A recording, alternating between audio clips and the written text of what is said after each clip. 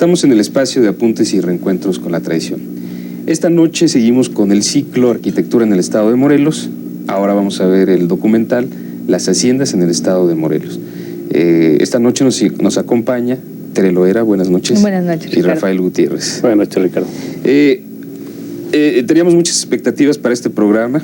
Creo que hay varios temas que nos parecen apasionantes y muy complejos, ¿no? ¿Por qué no entramos a materia? Rafael, decíamos que hay un ensayo de industrias en el siglo XVI en el estado de Morelos, ¿no? Sí, sobre todo en el estado de Morelos, creo que la industrialización es muy temprana. Sí, si hablamos de que la hacienda de Ajomulco aquí en Cuernavaca y la hacienda de Cortés en Tlaltenango, pues son como el arranque, ¿no? Pero al mismo tiempo, como que después de la conquista los militares no saben qué hacer, ¿no? Entonces, bueno, se empiezan a distribuir en el territorio y pues tratan de ensayar las industrias que ellos creen que pueden darles para vivir. Obviamente, en Morelos, al ser propiedad de Cortés, al serle concedido en merced a Cortés, pues como marquesado, Cortés ensaya diferentes industrias, o permite que se ensayen diferentes industrias. Él mismo, pues propone, por ejemplo, la industria de los caballos, ¿no? Los caballos de raza. Ajá. En Tlaquiltenango y en Tepalcingo. La seda también, ¿no? La seda, él se da cuenta de que uno de los productos que tributan son las telas, las mantas, ¿no? Entonces él trata de impulsar esa parte, ¿no? La industria de la seda, la industria del gusano de seda, ¿verdad? Y el acero, ¿no? Las minas, ¿no? Pues si uno de los motores del capitalismo es el oro, pues los conquistadores vienen por el oro, ¿no? Colón lo declara así y bueno, todos los conquistadores lo declaran que pues ellos vienen realmente por obtener oro, ¿no? Entonces, a diferencia de lo que estaba sucediendo en España, que hay un régimen feudal en donde evidentemente una contradicción absoluta con lo que es el origen del capitalismo, en México y en América se dan ensayos de industrialización, que es un modelo económico que se antepone completamente a los modelos económicos que imperaban en España. Así es. Bien, y en este ensayo de industrialización, Tere, no solamente se da del azúcar, que es el que en este caso vamos a hablar con mayor abundancia, falla la minería, ¿no? Así es, yo creo que ese es el motivo principal, ¿no? Como decía Rafael, desde tiempos de Colón, el gran motor que mueve a la conquista y que mueve a tanta gente de venir a aventurarse a estas tierras, bueno, es la búsqueda del oro y la búsqueda de la plata, que creen que se encuentra con mayor facilidad de lo que ellos pensaban. Ellos pensaban que se iban a encontrar los grandes tesoros, pero así a flor de tierra, ¿no? Pues no es así. Requiere una industrialización, requiere un trabajo, un proceso, y los conquistadores ven que hay otras posibilidades también, bueno, ya no como conquistadores, ¿no? Como colonizadores más bien, otras posibilidades más que son la de la gran cantidad de valles, agua, tierra y mano de obra que existen en Mesoamérica, y sobre todo pues en Morelos. Morelos es una tierra que ha sido fértil desde hace 3,000 años y que no lo ha dejado de ser hasta el momento, ¿no? Entonces Cortés, como un hombre de visión hacia el futuro, ve que hay muchas posibilidades en Morelos de utilizar la tierra. Es por eso que se empiezan a hacer estos proyectos. Hay una escasez en Europa precisamente de azúcar o de alcohol, no sé bien por dónde ande, porque también el aguardiente es un producto muy cotizado, ¿no? En el mercado. Como siempre también. Entonces se empieza a hacer este proyecto.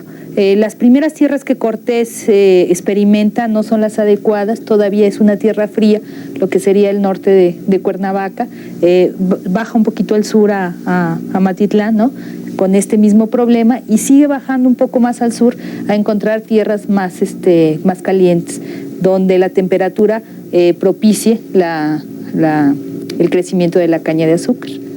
Ahora, también el surgimiento de las haciendas supone una historia de despojos de los pueblos indios. Sí, yo creo que lo primero que sucede es una gran disputa en Europa, allá por 1535-37, acerca de que si el hombre es racional, el hombre americano es racional, es un ser racional. Fíjense nomás lo que entraña una discusión de ese tipo, ¿no? Y a poner en duda que los habitantes de América sean seres racionales, pues ya es una cosa que debe preocupar para ese momento, ¿no? Obviamente el Papa determina que sí son racionales, ¿no? Pero todo esto va encaminado, como decíamos la semana pasada, los dominicos son los teólogos del papado, ¿no? Y son los que van a dar las justificaciones teológicas para el desarrollo del capital, ¿no? Sobre todo para ese poder espiritual que se supone en el papado, ¿no? Después de esta disputa de si el americano es racional, viene otra, que es la de, bueno, si son racionales, van a tributar, ¿no? Pero el tributo no es una cualidad del capital, ¿no? No es una cualidad avanzada. El tributo era una cuestión medieval en un tiempo, y aquí del imperio mexica, diríamos imperial para ese momento, ¿no? Entonces hay una discusión de si los indios van a tributar, o si los indios son libres de poder vender su fuerza de trabajo. Hay una disputa que le llaman las leyes nuevas, o unos documentos que se llaman las leyes nuevas de 1547, en los que se declara que el indio efectivamente es racional y además es libre, ¿no? Esta libertad tiene la implicación de que son vasallos del rey, con todos los derechos y las obligaciones que esto entraña, ¿no? Esto obviamente les va a permitir que se continúen los tributos, ¿verdad? Todavía todo el siglo XVI, pero ya los indios pueden tributar no solo en especie y no solo en trabajo personal, ¿no? Sino que pueden tributar inclusive pagando con moneda. Entonces, ¿esto termina con la encomienda? Porque la encomienda es otro sistema, ¿no? De que el colonizador tenía encomendados una gran cantidad de indios, a los cuales por su fuerza de trabajo les daban la religión católica como pago, ¿no? Como a cambio. Así es. Y precisamente los dominicos son los que luchan contra la encomienda que los franciscanos defienden. Los franciscanos se alían un tanto con los colonizadores, sí, para tratar de explotar a los indios en el sentido de que tributen, ¿no? No son tan libres. Sí. ¿Y el pensamiento de Cortés es el mismo? Es el mismo. Ajá. Y los dominicos inclusive se van a oponer a Cortés. Después acuérdate que en Tlaquiltenango va a haber un conflicto entre ellos, ¿no? Que digamos que aquí en Morelos va a ser el campo de experimentación inclusive entre el choque de lo que los franciscanos y Cortés piensan con lo que los dominicos y la corona piensan, ¿no? Entonces quiere decir que la discusión esta de que si los indios tenían alma o no, que si eran seres racionales o no, era más bien como buscar la definición de cómo iban a orientar la fuerza de trabajo de los indios. Así es. Esto se va a llevar, digamos que toda la segunda mitad del siglo XVI. Y entre tanto se ensayan varias industrias. O sea que es la guerra interna entre el feudalismo y el origen del capitalismo. Es el traslape, es el desfase ya de un sistema con el otro. Claro.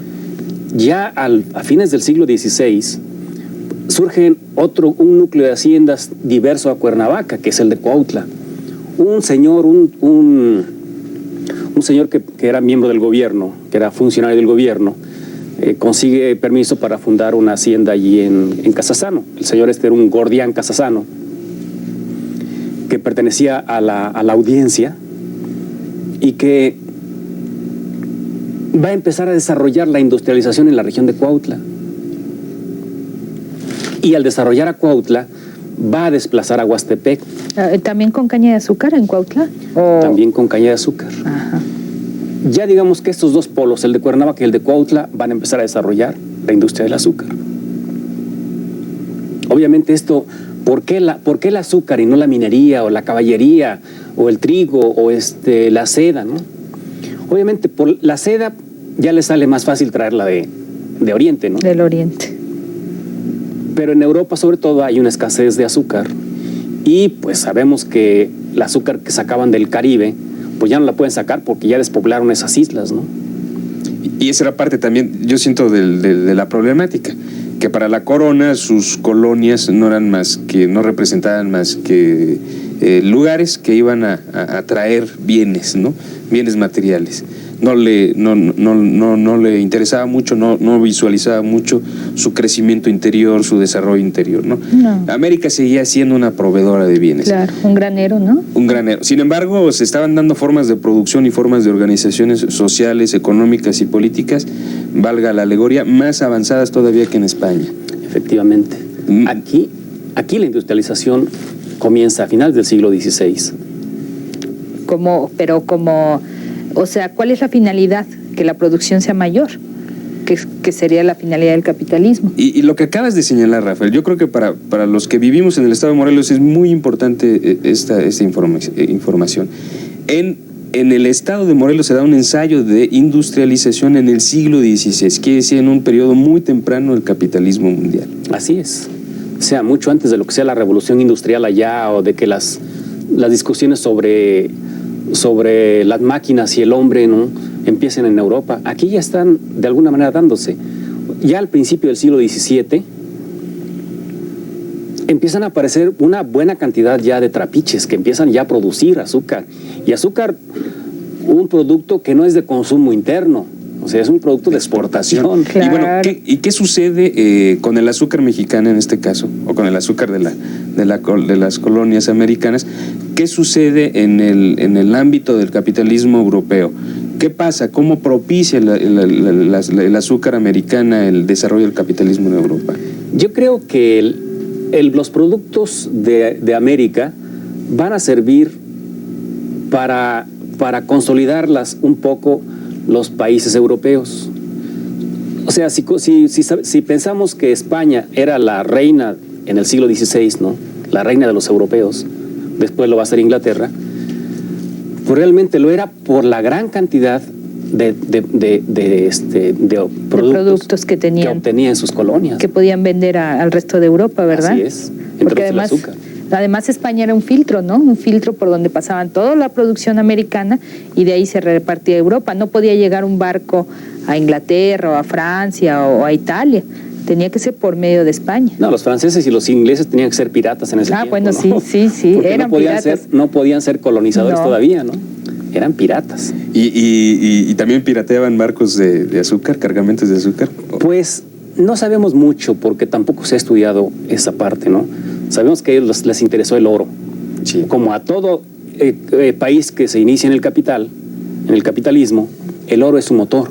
Entonces ellos andan buscando, porque sabían que las naos, ¿no?, las naves regresaban con cargamentos de oro y plata, ¿no?, a España.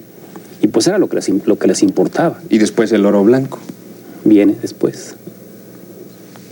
Hay infinidad de productos, ¿no?, de los que podemos hablar que ahora no, ya ni siquiera son productos que ni siquiera se hacen, pero la cochinilla, el azul índigo, en fin, la papa, el jitomate, una gran cantidad de productos americanos que llegaban a Europa y que eran muy cotizados. Precisamente esta parte de los colorantes que en Europa no se conocían, que se llevan de América y que cambian completamente la moda en Europa, ¿no? Porque surgen estos, aunque se traían un poco de lo que era Grecia y todo eso, se conocía el molusco que da este mismo color, el rojo púrpura. De aquí se importa y es un producto de importación importantísimo en toda la época de la colonia.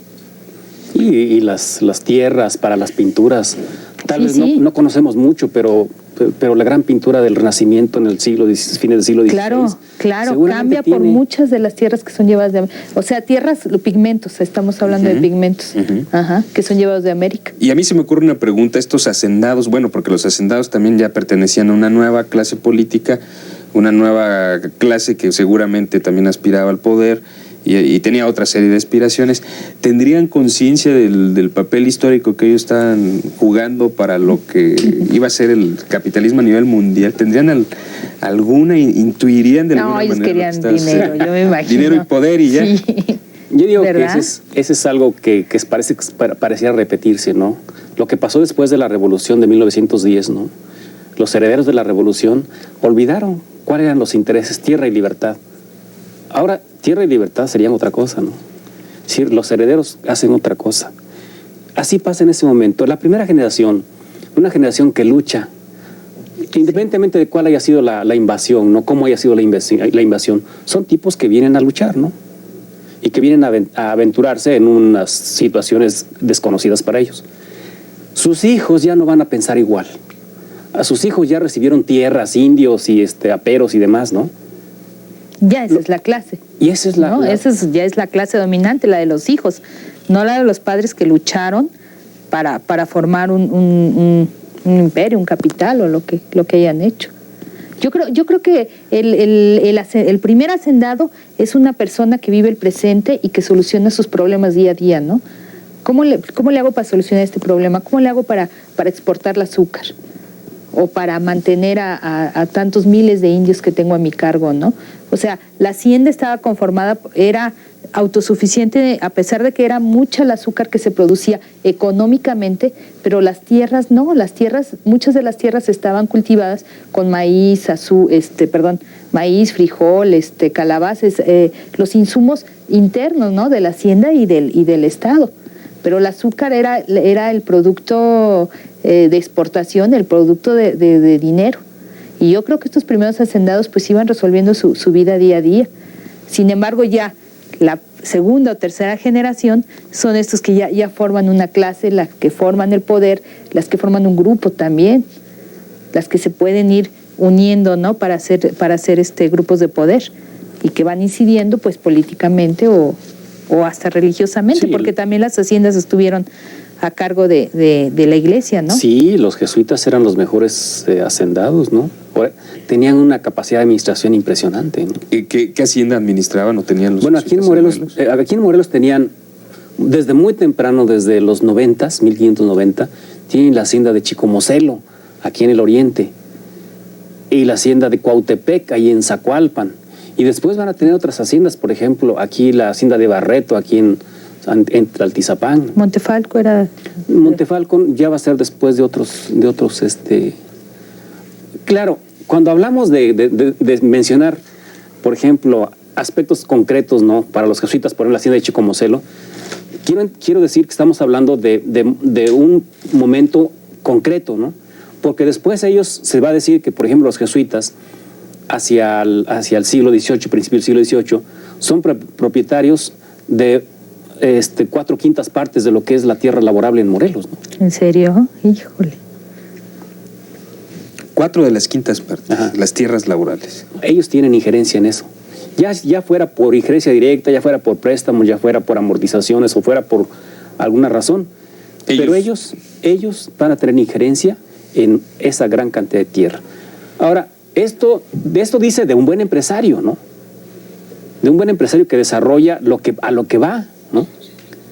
Y ellos esto lo canalizan hacia el Colegio de San Pedro y San Pablo en México, ¿no? Y así supongo que hacia otros colegios, San Gregorio y demás que tenían en México. O sea, requieren de haciendas en forma diversa que lo requieren otros de los herederos de los conquistadores, ¿no? No para una acumulación, lo que podemos llamar la acumulación, ¿no? La acumulación original. De una familia. Ajá. No para eso, sino más bien para mantener a los colegios. Para la educación, para hacer... Bueno, pues ellos tienen esa visión de administradores, por un lado, que había tradición, por ejemplo, entre los frailes, de los primeros frailes, de que podían producir sus propios medios para sus fines, ¿no? Como era, por ejemplo, evangelizar, ampliar el cristianismo, hacer nuevas casas de frailes, ¿no? O sea, había tradición entre los religiosos, había tradición de cómo hacer industrias que permitieran ampliar su radio de acción, ¿no? O sea, buscar sus ingresos propios. Sí. Que es lo que en último de los casos va a dar motivo a que les echen el guante al final del siglo XVIII, ¿no? Bien, pues ¿por qué no vemos el documental por las haciendas de Morelos y regresamos para las conclusiones? ¿Qué les parece?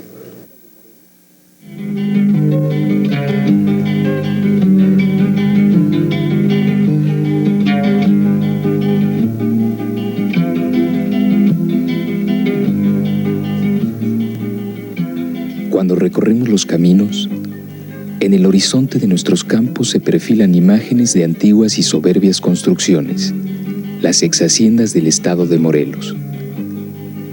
Actualmente algunas están ocupadas por diversas clases sociales.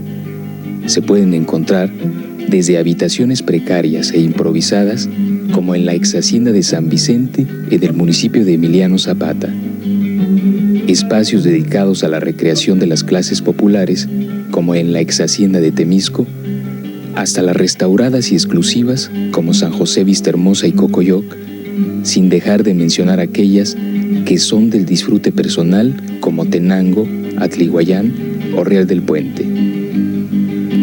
Los cascos de las haciendas forman parte del patrimonio histórico de nuestro país. Sin embargo, llama la atención el estado ruinoso en que se encuentran. Están expuestas al saqueo permanente de sus materiales. Restos del equipamiento pasaron a formar parte de colecciones privadas. Los archivos y bibliotecas que forman la memoria histórica de la industrialización vinieron a ser mercancías subastadas sin conciencia. Las haciendas hoy son objeto de estudio arqueológico para poder encontrar en ellas y en los documentos escritos la forma que participaron en la historia regional los peones y hacendados como actores de la industrialización.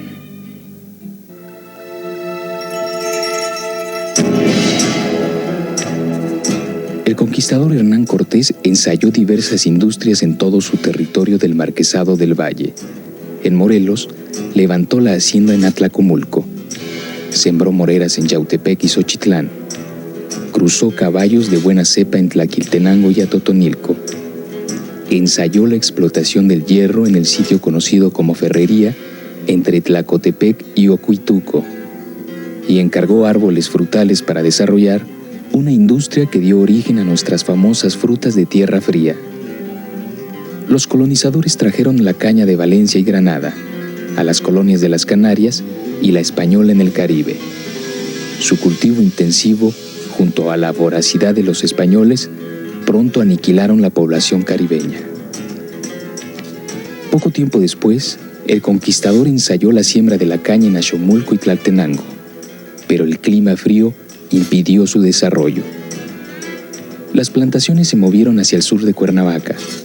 El clima fue propicio y en adelante los hacendados buscaron las tierras de regiones subtropicales. Hasta 1620, la exportación era insignificante. A principios del siglo XVII, había 12 ingenios seguramente domésticos, propiedad de órdenes religiosas. Solo el ingenio de Cortés podía tener una producción que satisfacía el mercado de la Ciudad de México. Entonces fue necesario que la corona española liberara la propiedad de las tierras para que los pueblos las pudieran ceder, arrendar o vender. De tal manera que los hacendados obtuvieron doble ganancia: la enorme acumulación de la tierra y la creación del peonaje como mano de obra tan necesaria. Si a tales condiciones se le añade la fuerte demanda europea por el azúcar, comprenderemos por qué la caña se sembró en Morelos, dando origen al desarrollo industrial a partir del siglo XVI. Lo que quiere decir que en Morelos surgió un capitalismo muy temprano, en medio del dominio de la corona feudal española. Mientras tanto, el odio contra los hacendados se incubaba en las poblaciones de los valles de Morelos a causa del saqueo de sus tierras y de sus aguas.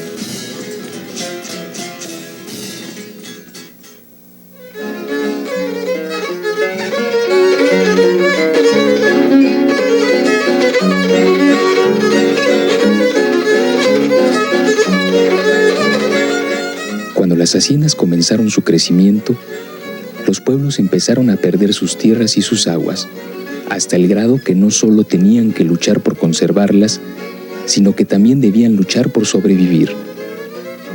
La mayoría no pudo hacer defensa alguna. Sin embargo, algunas poblaciones como Anenecuilco demostraron sus límites territoriales con un mapa.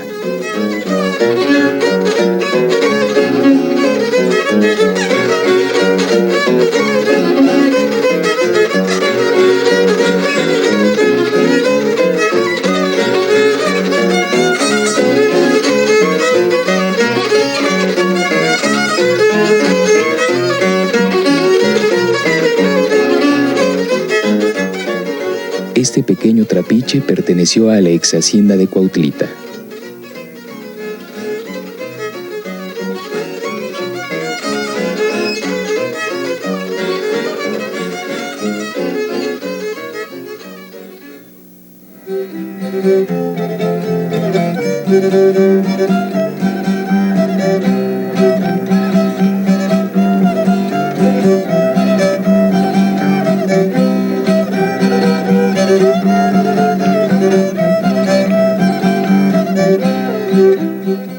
Estas son las características constructivas de la hacienda.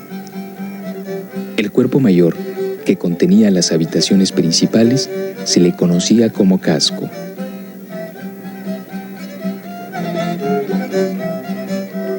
Existieron habitaciones para los administradores y, en algunos casos, para los peones. Tenían un sitio destinado para guardar las bestias de tiro y carga. Se construyeron espacios para talleres de mantenimiento. Las construcciones más importantes fueron en definitivo para la fábrica. Los acueductos llegaron a ser impresionantes obras de ingeniería hidráulica.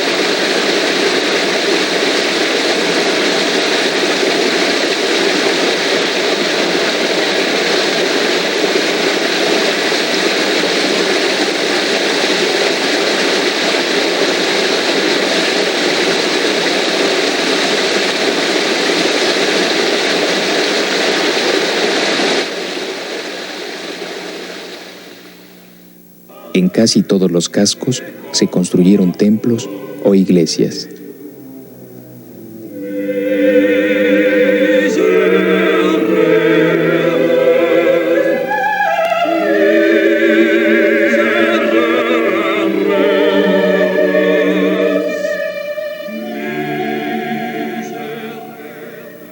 Hacia el año de 1910, esta hacienda de Dolores perteneció a Delfín Sánchez, que en conjunto acaparó 8.312 hectáreas, ya que también fue propietario de las haciendas de San Vicente, Chiconcuac, San Gaspar y Atlacomulco.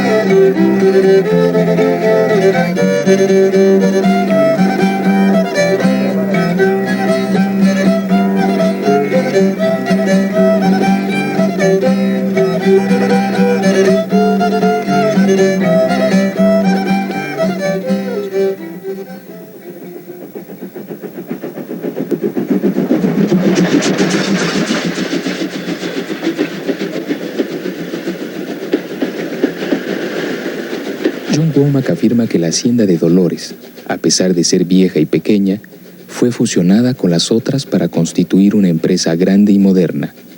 Ello explica tal vez la existencia de una estación de ferrocarril.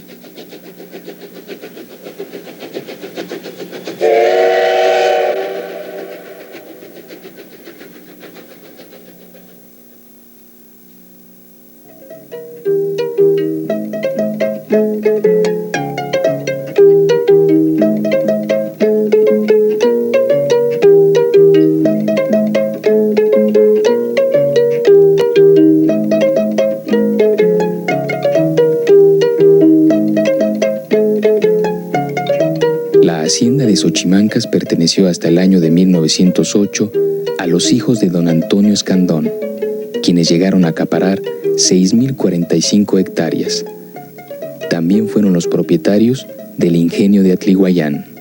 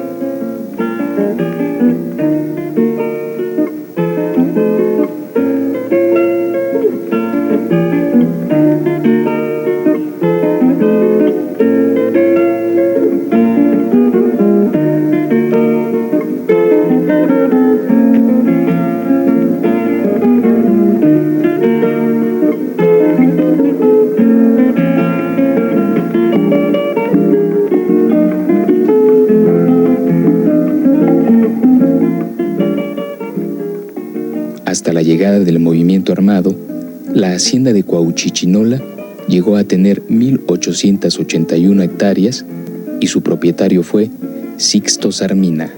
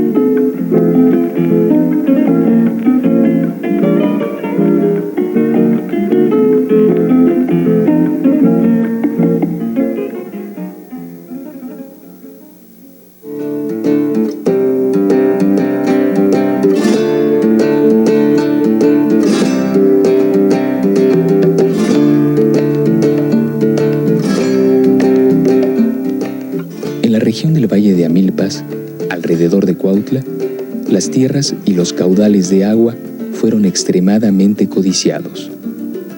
Ahí se establecieron numerosos ingenios. Los pueblos circunvecinos fueron reducidos y trasladados a Cuautla para garantizar el crecimiento de las empresas azucareras, que hasta ese momento reclamaban grandes cantidades de mano de obra.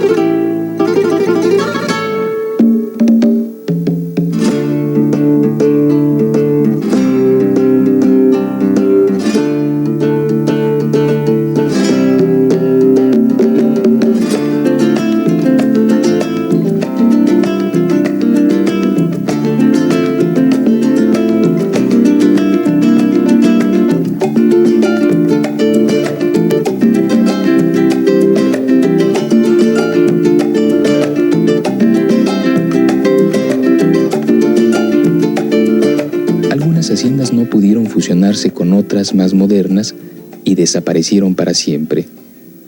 Esta fue la suerte de la hacienda de Apanquetzalco.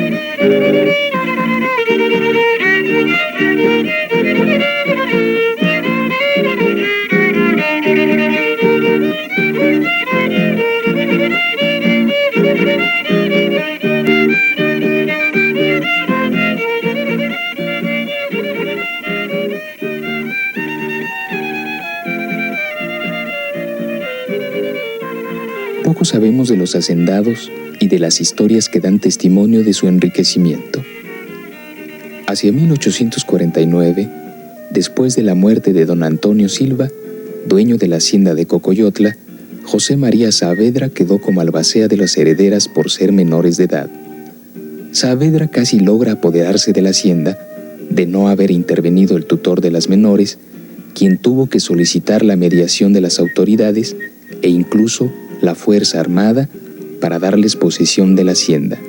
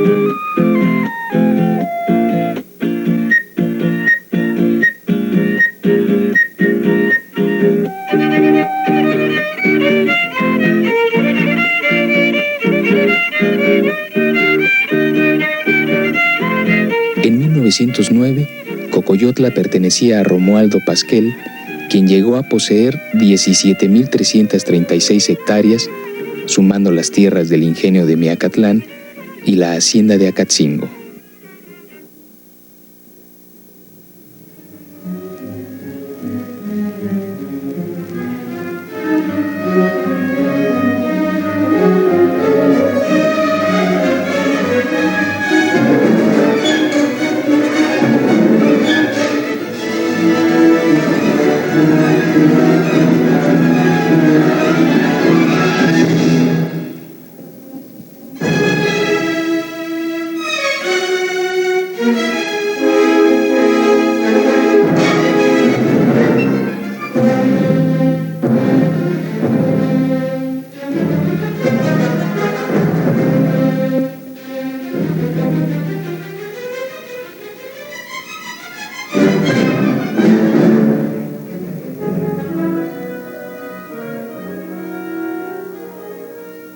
Las construcciones industriales, como las haciendas, son testimonios históricos que nos permiten identificar el grado de desarrollo económico que se alcanzó en el Estado.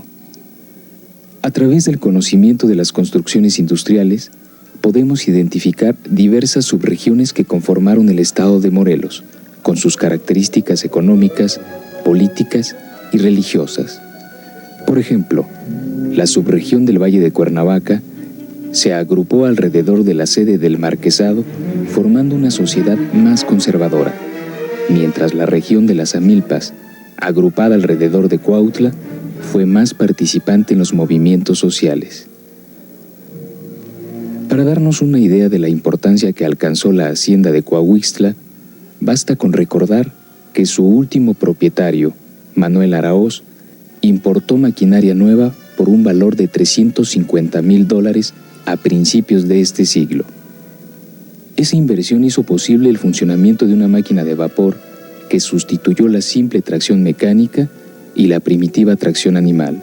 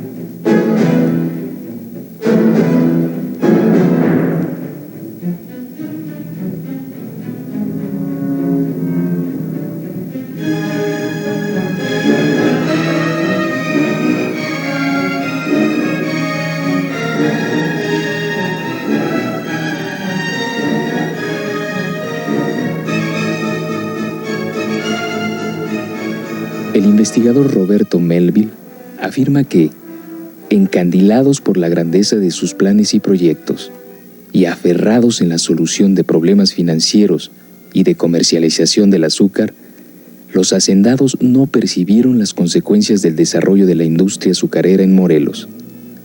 Quizá por ello, el auge de las haciendas trajo consigo el proyecto de una sociedad campesina que nunca participó de las ganancias, pero que siempre fue objeto de explotación y despojo.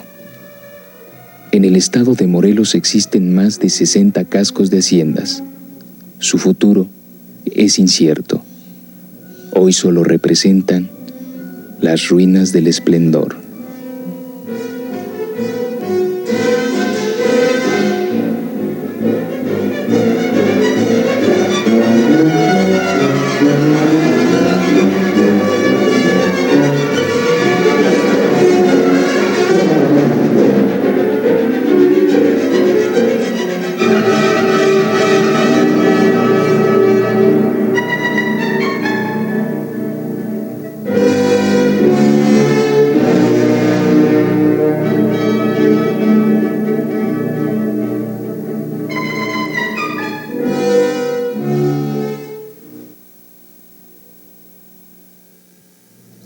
Bueno, Rafael, después de ver este video sobre las haciendas, a mí me queda la duda, ¿cuál es la diferencia entre hacienda azucarera, trapiche o ingenio? Bueno, yo creo que hace falta un estudio para poder determinar esas etapas, que yo considero que son etapas del proceso de las haciendas, ¿no? Generalmente comienzan con lo que llamamos un pequeño trapiche, de los que todavía tenemos ejemplos en Guerrero. Es una pequeña molienda, ¿no? Alimentada manualmente y con una fuerza motriz también animal. Bien podía ser con un burrito, con un caballo, o bien podía ser por una gente, ¿no? Eso es a lo que le podemos llamar un trapiche, y es el arranque. Y posteriormente se va incrementando la capacidad de producción, y pues ya la fuerza motriz animal no es suficiente, y se desarrollan ya los sistemas hidráulicos, ¿no? Y obviamente esto implica también un cambio en la tecnología, ¿no? Hay que hacer movimientos también en todo lo que comprende la maquinaria industrial, ¿no? Finalmente va a venir ya en el siglo pasado, fin del siglo pasado, la máquina de vapor, ¿no? Y también va a crear va a requerir de otra estructura, ¿no?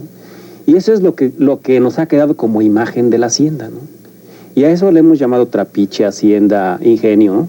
Y este símbolo de la hacienda, que es el chacuaco, ¿cuál sería su función? Bueno, este chacuaco casi comienza desde de los primeros trapiches, ¿no? ¿Por qué? Porque hay que cocer el guarapo, no hay que cocer lo que se muele, ¿no? El caldo, ¿no? Para poder convertirlo en azúcar, convertirlo en alcohol, ¿no? Sin embargo, el esquema que tenemos de la arquitectura es el esquema del chacuaco, de la chimenea, ya del siglo pasado, ¿no? Y si vemos casi todas nuestras chimeneas son del siglo pasado. Las que conocemos en Morelos. En cambio, los acueductos son, yo creo que desde el siglo XVII y siglo XVIII, ¿verdad? Sí, hay acueductos preciosos, ejemplos en Morelos, ¿no? De acueductos increíbles y que son para surtir precisamente todas estas haciendas. Sí, y pues son acueductos que también posiblemente nos reflejen los grandes conflictos que van a tener los pueblos con las haciendas, ¿no? El gran conflicto que se da por la tierra en el siglo XVII, que da pie a lo que conocemos como documentos, estos llamados los títulos de los pueblos, en donde se ve cómo hacen defensa los pueblos para que las haciendas no absorban sus tierras, que ya las tenían absorbidas, ¿no? Sino que no absorban a los pueblos mismos. Cosa que no siempre, en lo que no siempre tienen éxito, porque hay pueblos que sencillamente son trasladados, ¿no? Alrededor de Cuautla hay muchos pequeños lugares en donde existió, ¿no? Un pueblo, y que en este conflicto de los pueblos y las haciendas concentran a la población en un lugar, como fue Cuautla, ¿no? Varios de los pueblos alrededor de Cuautla pasaron a ser barrios de Cuautla. Ajá. ¿Verdad? Entonces podemos suponer, tú hablaste de un aumento de la producción, podemos suponer que en todo el periodo que existió la hacienda, hubo un incremento incluso en la tecnología, llegó a la Nueva España, me imagino, implementos tecnológicos que suponían ya mucho avance. Yo me imagino, por ejemplo, los últimos periodos quizá de la bueno, que esto ya estamos hablando de otra época, pero los últimos periodos de la hacienda de Coahuistla, yo puedo imaginarme una infraestructura ya bastante compleja, ¿no? Sí. Que habla de una productividad bastante grande, ¿no? Sí, esa hacienda que tenían los dominicos allí, igual que tenía la hacienda del hospital, que cooperaba para el mantenimiento del hospital de Huastepec. Esa hacienda, podemos ver inclusive por los chacuacos las diferentes épocas, las chimeneas, las diferentes épocas de avance que tiene el desarrollo de la construcción, ¿no? Uno de los grandes avances que tienen o que se manifiestan es lo que pasa con las capillas. Las capillas empiezan a llenarse de...